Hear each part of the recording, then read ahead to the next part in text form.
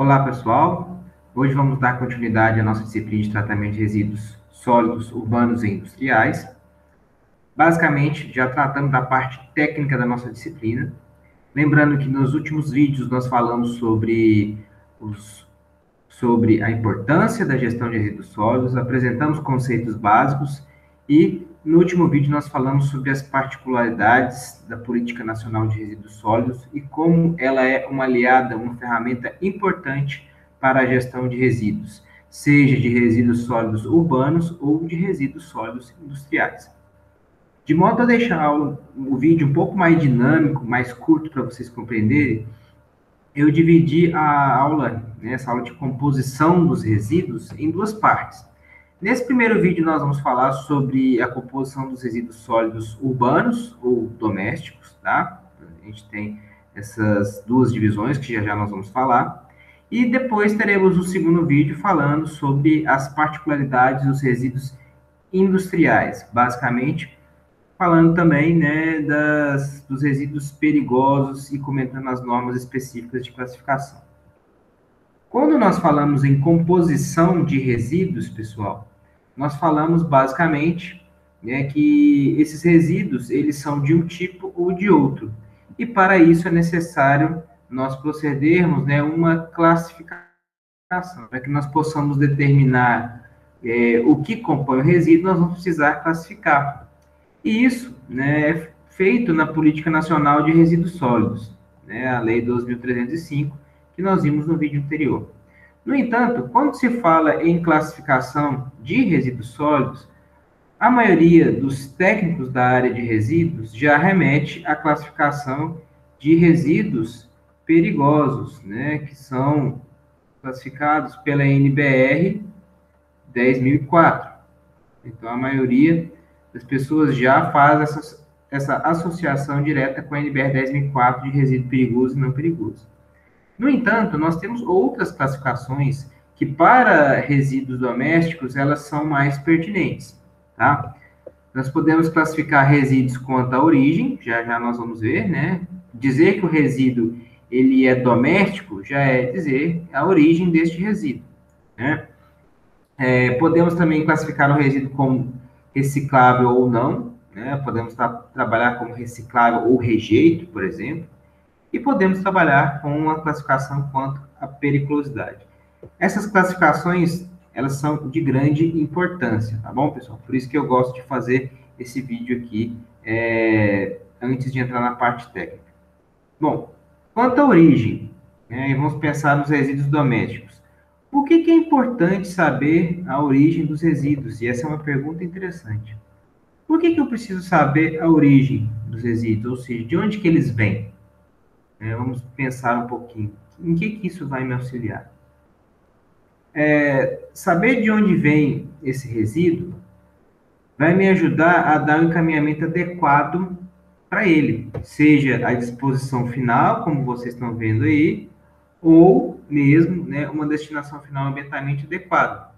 Por exemplo, se eu sei que este resíduo, né, ele vem de uma construção civil, por exemplo, né, e na construção civil nós utilizamos a sigla resíduos de construção civil, né, RCC.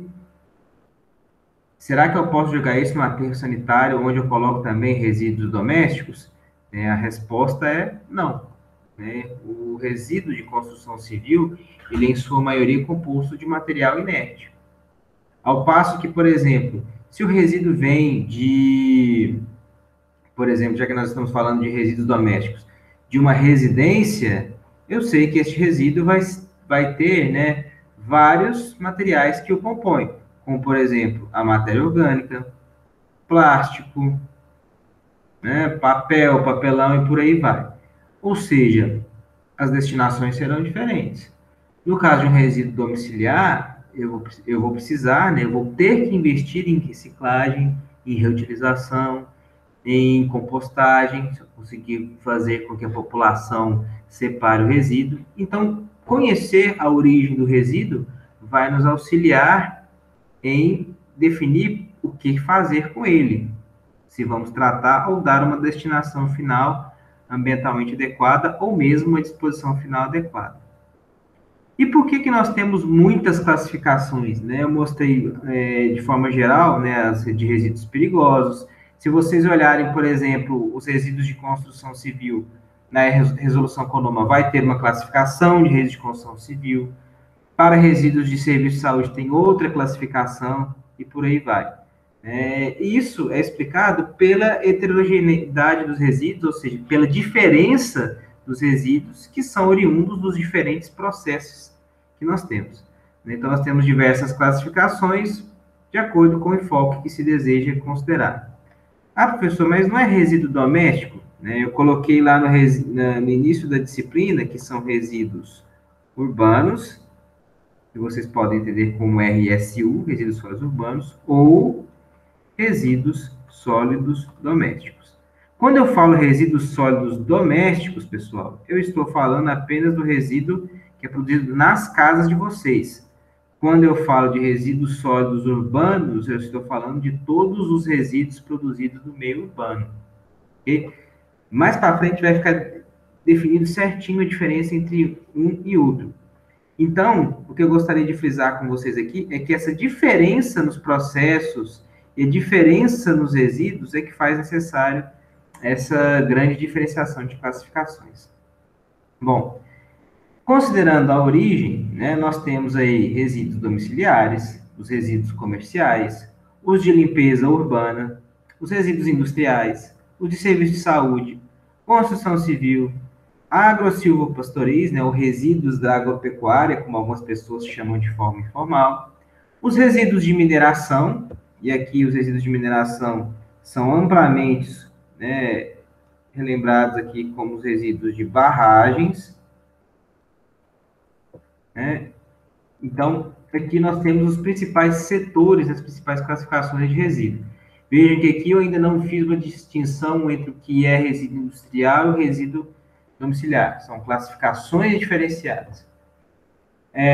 Classificação dos resíduos agora conta quanto à origem, né, do ponto de vista, diferenciando agora para vocês os urbanos e industriais. Então, agora eu vou separar. O que eu chamo de resíduo sólido urbano, pessoal? Resíduo sólido urbano, ou como eu mostrei para vocês lá atrás, o RSU, que pode ser usado essa sigla, ele é composto por todas essas atividades que estão aqui. Basicamente, todo resíduo que é produzido na cidade, né, é chamado de resíduo sólido urbano, com destaque para resíduo sólido domiciliar, que vai diferir do RSU, por quê? Resíduo sólido domiciliar é o que é produzido na residência. E o resíduo sólido urbano, né, é esse conjunto de atividades. Enquadra-se como resíduo sólido urbano os resíduos dos serviços de saúde, né? Entram aqui os hospitais, clínicas, os resíduos de construção civil, os resíduos de poda e capina feitas no município. Além disso, os resíduos oriundos de serviços, né? Como as feiras livres, os resíduos comerciais e os de limpeza de bocas de lobo, galerias de drenagem, né, redes de esgoto e por aí vai. Isso tudo é considerado, né, esse círculo vermelho que eu fiz aqui, são resíduos sólidos urbanos, são todos os resíduos produzidos no município, tá? Enquanto que os resíduos industriais, né, eles são objetivos, né, eles são, desculpem, oriundos das indústrias de transformação, e aqui vai depender da atividade industrial, né? Se for uma indústria de laticínios, é um tipo de resíduo, se for um curtume, é outro tipo de resíduo. Os rejeitos radioativos entram aqui como resíduos industriais, lembrando que, nesse caso, a água, né, nós falamos isso no vídeo anterior, a água, quando ela é contaminada com materiais radioativos, ela não pode ser descartada em corpos d'água, nem mesmo após o seu tratamento, então ela tem que ser acondicionada em recipientes, e aí essa água contaminada, ou o líquido que seja, ela passa, né, para esses recipientes de acondicionamento e é tratada como um resíduo sólido, tá, pessoal? Muitas pessoas fazem confusão em relação a isso. E também entram aqui os rejeitos ou resíduos agrícolas, tá, como resíduos industriais. Isso aqui engloba as embalagens, né, de agrotóxicos, e também os resíduos orgânicos, como resto de silagem, resto de poda, tudo isso entra aqui, né? Além dos resíduos também das granjas e demais atividades. Bom, já que nós diferenciamos aqui os resíduos urbanos dos industriais, qual que é a diferença, então, entre os responsáveis por esses resíduos? Quando nós falamos em resíduos urbanos, né, e aqui nessa figura está bem claro nesse slide, quando a gente fala em resíduos urbanos, praticamente a responsabilidade pela gestão, ou seja, quando eu falo gestão, eu estou ressaltando a parte técnica aqui, seja coleta, transporte e destinação, quem faz toda essa atividade é praticamente a prefeitura. A exceção aqui são os resíduos de serviço de saúde, né, que são feitos com base em pagamento pelo gerador. Então, o gerador, no caso, uma clínica ou um hospital, ela paga ao município uma taxa, né, para, por exemplo, coleta ou mesmo destinação desses resíduos. Isso é muito comum. E é responsabilidade do gerador da prefeitura, assim como os resíduos de construção civil e demolição. No caso das indústrias, né, dos resíduos industriais, eles são responsabilidade particular do gerador. Então, o gerador, né, a empresa que gera este resíduo, que é responsável por fazer os planos de gerenciamento, determinar as frequências de coleta, a gestão, o transporte, o tratamento e arcar com esses custos, tá? Então, essas duas diferenças de figuras aí de quem é responsável pela gestão de cada tipo de resíduo. Focando nos resíduos domiciliares, que são aqueles produzidos, como vocês podem ver aí, nas casas, né, nas residências das pessoas, nós temos uma diversidade muito grande. Mas, basicamente, estes resíduos se restringem, né, eles são compostos, basicamente, por essas frações que estão aí, que é a matéria orgânica, no caso brasileiro aqui, ela é uma grande componente desses resíduos. Os materiais recicláveis, né, como plástico, metal, vidro, papel. Temos também um grande percentual, pessoal, de tecidos, né, nos resíduos sólidos urbanos, esses tecidos são roupas usadas, né, panos usados em limpeza nas residências, enfim, é uma série de materiais que são descartados aí nos resíduos. Temos também, infelizmente, uma parte de resíduos perigosos.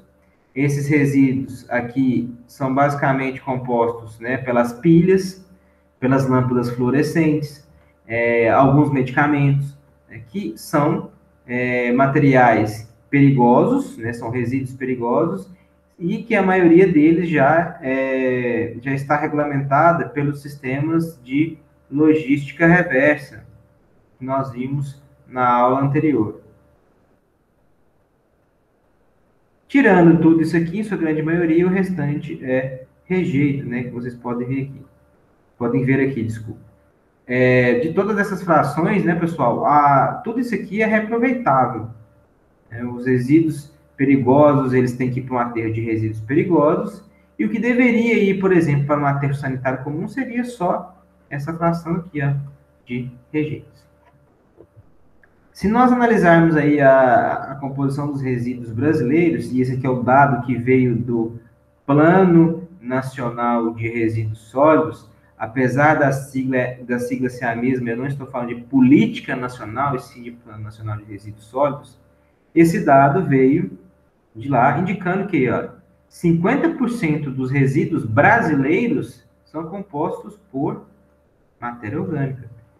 Isso indica, né, o perfil do Brasil, ou seja, o perfil do brasileiro, que é um consumo maior voltado para gêneros alimentícios.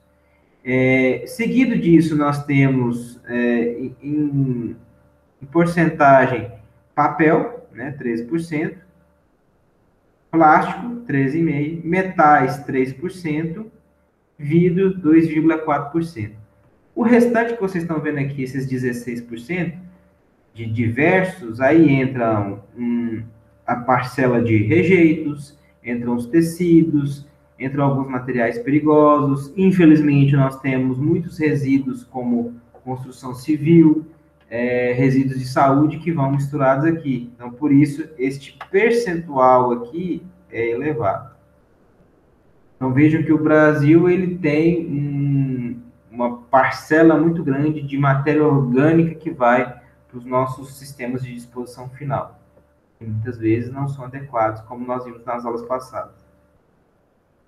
Bom, se a gente analisar aí perfis, né, e isso aqui mostra justamente os perfis de composição gravimétrica em diversas nações, nós estamos vendo o que aí, pessoal? Do lado esquerdo aqui superior, nós temos a composição dos resíduos em países de, vamos dizer, usar a expressão de menor poder aquisitivo.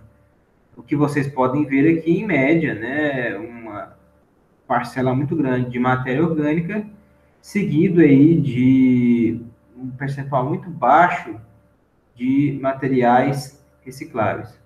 O que é um problema, né? Mesmo que tenha esse percentual de materiais recicláveis, devido a essa quantidade de matéria orgânica, esse material acaba sendo contaminado. Tá? Então, não é possível de reaproveitar nem nessa condição. À medida que nós vamos caminhando aqui, ó, neste sentido, nós temos um aumento do poder aquisitivo. Até nós chegarmos aqui na letra D, né, que é os países de maior poder, não vamos falar país, mas cidades ou comunidades de maior poder aquisitivo, o que nós verificamos? Uma diminuição, ó, do percentual de matéria orgânica e um aumento expressivo na parcela de materiais recicláveis. Isso aqui, nós vimos nos vídeos anteriores, é fruto do perfil de consumo dessas populações. Populações de menor renda gastam, né, têm um consumo voltado para gêneros alimentícios, enquanto populações de maior renda consomem, têm um perfil de consumo diferente, né, produtos diferentes, produtos industrializados, produtos de tecnologia, o que faz com que esses perfis sejam totalmente diferentes.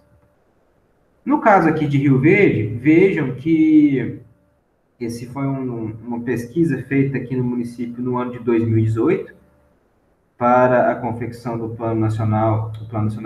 Plano Municipal de Resíduos Sólidos de Rio Verde, tá? Rio Verde tem esse plano. E lá foi feito o estudo gravimétrico, né, que é este estudo para determinar essas porções de cada fração do resíduo, né? Esse estudo gravimétrico ele é muito bem explicado na disciplina de gestão de resíduos sólidos, mas se vocês tiverem dúvida de como é feito essa separação dos resíduos, nós podemos explicar depois no encontro síncrono ou em um vídeo separado. Basicamente, veja que Rio Verde ele não se distancia muito da média nacional. Nós temos praticamente, metade dos nossos resíduos compostos por matéria orgânica, e um percentual relativamente expressivo de plástico, metal, né, e papel. Então, vejam aqui, ó, plástico, nós estamos aí com teor médio, né, de 18%, papel e papelão, cerca de 13%, temos uns percentuais menores de vidro, metal, né, que são metal aqui na cidade, ele é muito bem reaproveitado, né, o metal já tem um valor já de comércio muito bom. Então, é difícil você encontrar metal nos resíduos. E temos uma parcela que chama bastante atenção, 5% de tecido no resíduo, o que levou a essa diferenciação nos dados. Então, Rio Verde, né, já nessas condições, mesmo com metade dos resíduos compostos por matéria orgânica, apresenta um grande potencial para atividades de reciclagem. Mas olha só, isso aqui é uma média do município. Eu vou mostrar para vocês dados de 2 bairros. Veja aqui nós temos um bairro, né, nesse caso aqui são bairros de uma rota de coleta, e um bairro com um poder aquisitivo, vamos dizer assim, um pouco maior. Vejam como que a classificação, né, a separação dos resíduos, ela é diferente. A composição, dos resíduos é diferente. A média municipal é 55. Nesse bairro, a média municipal de matéria orgânica é 55. Neste bairro, a média já é 41, né, de matéria orgânica. Quando a gente trabalha com percentuais de material reciclável, veja, se nós somarmos aqui plástico, cerca de 31, com papel e papelão, 15%, né, já deu 45. Somando o vidro e o metal, né, este setor, ele já está aqui com cerca de 50%, pessoal, de material o quê? Reciclado.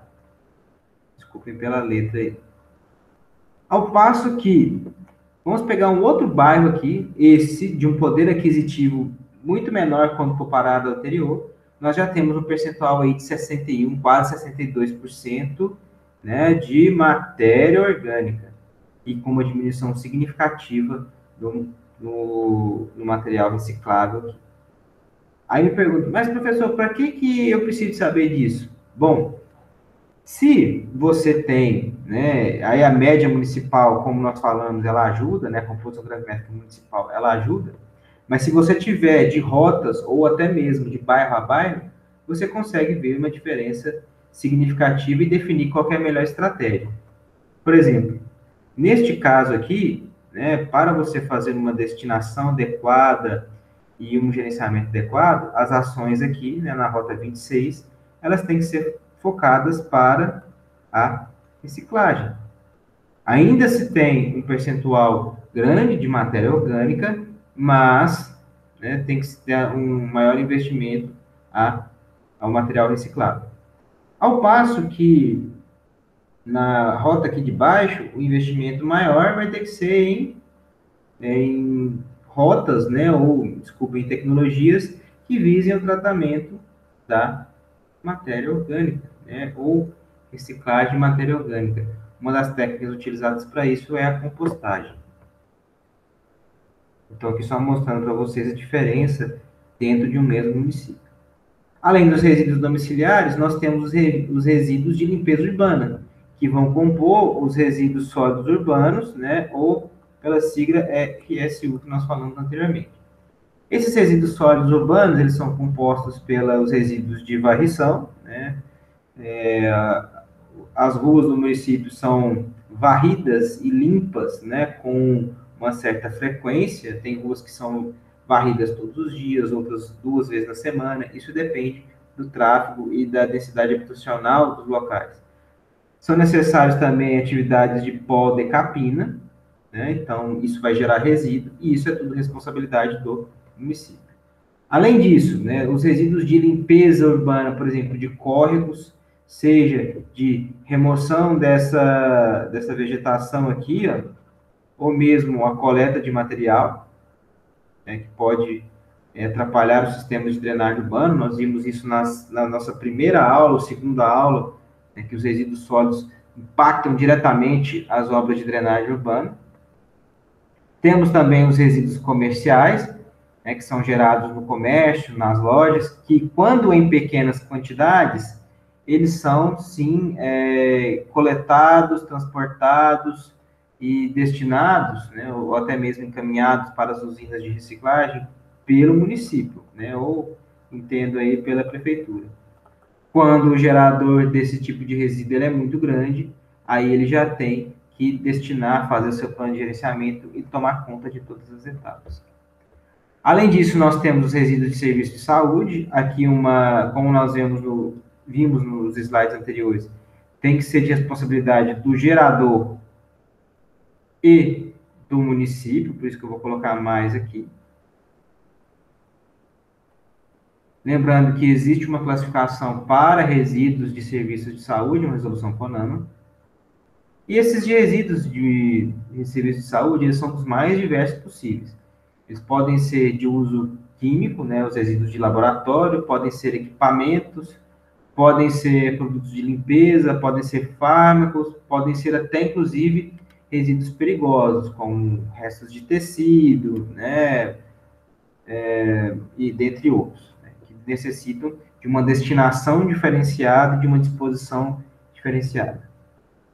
E, para encerrar, né, nós temos aí os resíduos da construção civil, que são não são homogêneos, né? Nós temos uma classificação aí que separa esses resíduos em classe A, B, C e D, por meio de uma resolução CONAMA. Basicamente, nós temos os resíduos classe A, que são os agregados, né? Os agregados aí, basicamente são os restos de tijolo, de cerâmica, de argamassa, por exemplo. Hoje, nós já temos várias tecnologias desenvolvidas e sendo aprimoradas para a produção de diversos materiais a partir desse resíduo. Um exemplo, pode-se produzir, né, blocos, broquetes e outros materiais a partir da britagem desses resíduos. Se produz argamassa também a partir desses resíduos, dentre outros materiais.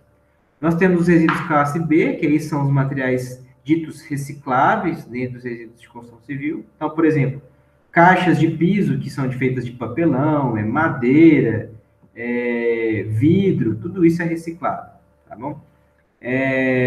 Nós temos os materiais não recicláveis, né, que são, como está descrito aqui, as lixas, massa corrida, resto de cimento, massa de vidro, isso não é reciclável, então tem que ir para um aterro de disposição. E temos os resíduos classe D, né, esse resíduo classe C, ele não é reciclável, mas ele é considerado não perigoso, enquanto que o resíduo classe D, ele já é considerado perigoso ou contaminado. Aqui entram, né, as tintas, os solventes, né, o amianto, dentre outros materiais, que necessitam aí de um procedimento especial para deposição, na verdade, para destinação final ambientalmente adequada, certo? Infelizmente, nós temos aí cenas como essa, né, de resíduos de construção civil, basicamente nos lançamentos em Botafogo. Bom, pessoal, nessa aula de hoje, então, nesse vídeo, perdão, nós falamos das principais composições e características dos resíduos sólidos urbanos, né, e também dos resíduos domésticos. Eu encerro essa aula por aqui e no próximo vídeo nós iremos falar sobre as particularidades dos resíduos sólidos industriais.